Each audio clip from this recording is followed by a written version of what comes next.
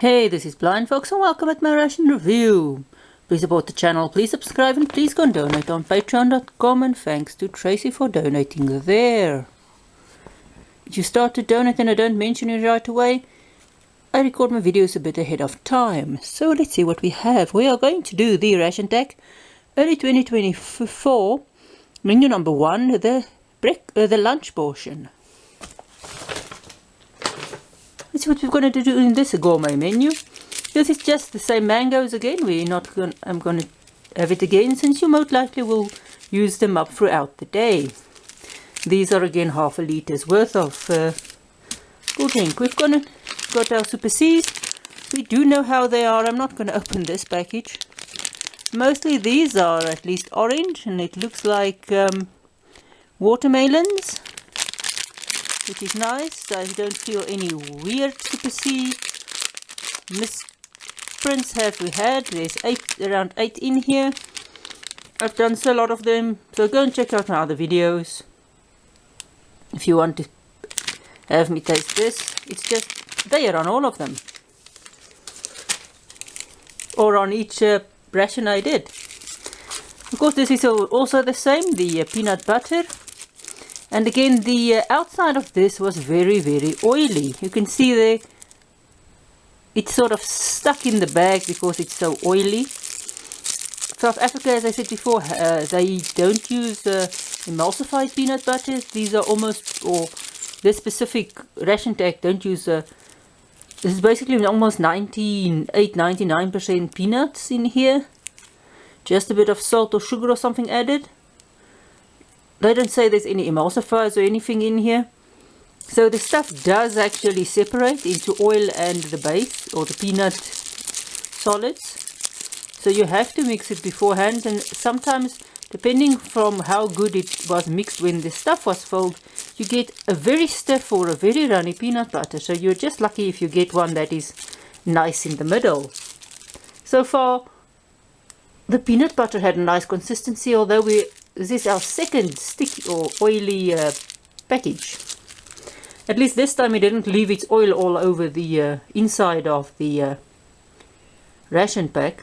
But the other one wasn't broken, so I think this might be just oily from not being cleaned properly, or not something leaking on it. We're going to do our chocolate brownie. And for that we're going to have our coffee. I actually like the brownie with the coffee, since it's sweet, and since they improved their coffee this year, at least it goes good with the chocolate brownie. And then we're going to do our beef casserole. So I didn't feel any large pieces of beef in here. Because normally, you know, I squash the big pieces of chicken or beef if I feel them, just so that the sauce can get in. That leads to me sometimes squashing a few potatoes as well, but that doesn't mind. They still keep the outer structure, they're just a bit squashed. The potatoes always comes out very nice. I don't know if we already had the beef casserole before, but anyway. And then we've got salt and pepper, which frankly I don't use a lot. For some reason I have trouble tasting salt in food. So it's difficult for me to taste if something is... I can taste salt on its own and I taste salt, but the moment it's added to food, it's very difficult for me to taste if food is too salty or not, so I'm not going to add that. There's pepper in there, which I'm also not going to use.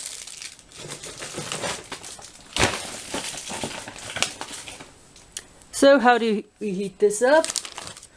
We have our beverage bag if we want to heat up our water for our coffee in here, but I'm not going to do it. We've got our ration heater.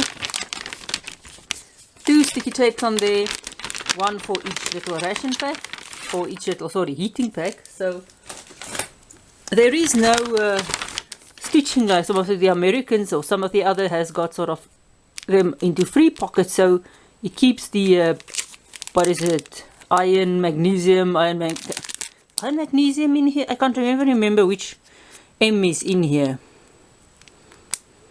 It's ferromagnesium. I think it's ferromagnesium powder in here, separated, because normally this stuff sort of clumps together and you just get a bulge. I like those that's got stitches over them. But anyway, we've got one of that to heat up our food. I'm most likely going to pop the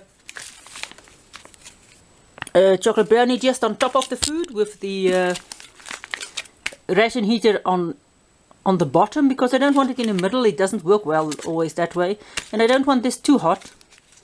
Doesn't really matter, so I just want the food nice and hot. The food can heat up the brownie if it wants to, and that's going to be our lunch. So going to prepare this and see you then. So let's check out our food. You can see there is meat, there is orange. I think that might be either carrots or butternut. There is meat. This has got a savoury taste. There's rice in. Very soft rice. The meat is quite a lot of little pieces of meat in there. Bit dry, but it gives the because it's cooked so long. But it does give the stuffing structure. A lot of sauce, so the dryness of the beef doesn't matter because you've got all that sauce. The orange, I think it's either butternut or carrot, I'm not really sure. The taste is a bit disguised between all the others, but it's also very soft. It might be potato. There is no potato with structure that I can find, maybe a bit, but it's a relatively fine dish. I didn't squash anything like I usually do with the chicken. It wasn't large pieces of beef that I squashed. It's relatively fine. It's not mince, but it's sort of chopped up very, very fine. It's not dry, as I said, because there's a lot of sauce. Very nice. Let's do our drink. And again, it's mango. We know mango. We don't like mango, but since it doesn't really taste like mango, it's not bad. It's just a very sweet orange drink. Here we've got our chocolate brownie. You can see there's chocolate sort of on top of the brownie. This can be very, very sweet, especially if you've got a lot of chocolate there. It's sort of a chocolate sauce that's sort of solidified. Even if you melt it, all of the sauce doesn't melt. I just heated it up. I didn't want the chocolate sauce to melt so that it stays behind in the plastic. It's sweet. You really need the coffee with this. And the coffee is nice. They say much stronger than it used to be. The brownie itself is slightly a bit of sauce in there. And then you get the chocolate that melts in there in your mouth as well. Very, very sweet, very, very chocolatey. Actually very nice. This is, I think, my favorite pudding. Although the apple one we had wasn't bad. But this one, I really like this one. And we got it in all three of the other rations. It said so on the website as well. So let's see what we get. Here is our peanut butter. And our cookie. Our cookie is just a cracker with no salt on it. Tastes just like bread, almost, just sort of hard bread. Peanut butter, not too runny, but because this is a hard cracker, this can be too dry. So you either need coffee or some more other liquid with this, just so that it can go down. You can, of course, do your cracker with your meat casserole. I'm not going to do that. And I think we covered all of this. So the peanut butter, not as runny as it has been before. I didn't really have to mix it a lot for it to actually mix in. Crackers, just normal crackers. This is not Provitas, although it looks like it for some of the South Africans. It's another one. It's got sort of a little wheat sheaf on it. Which side? There we go. It tastes a lot like flat bread. It's not very hard to chew. It's very it's crunchy, but you don't. It's not like some of your military biscuits that you can't get your teeth through it. I think it's a bit softer than that. It's not the Polish panzerwaffles. Not even if you combine it into the same thickness as a Polish panzerwaffle. Not even if you do it like this. Our brownie was nice. You've got this chocolate on here that will melt if you wanted to.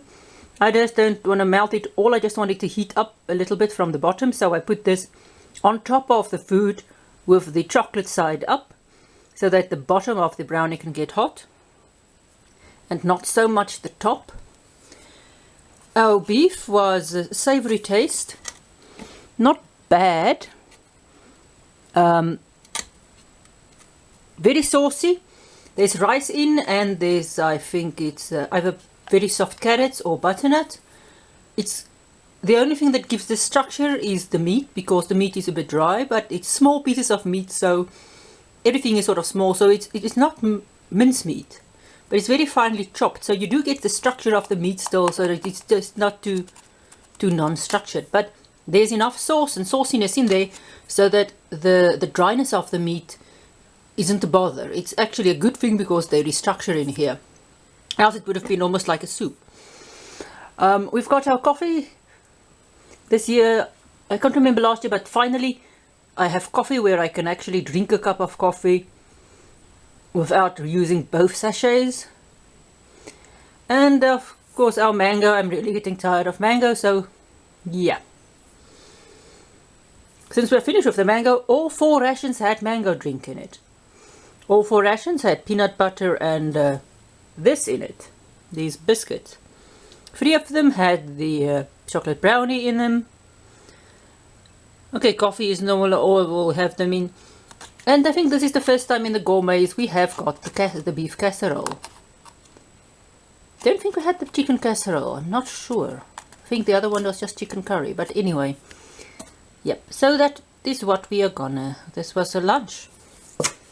Interesting lunch. Not anything I really dislike. I just getting bored of the mango. And of course we've had our Super C's, which is not available at the moment. So, or is not in view at the moment. So this is what we had. This was the lunch video of the Serek early 2024 gourmet menu number 1.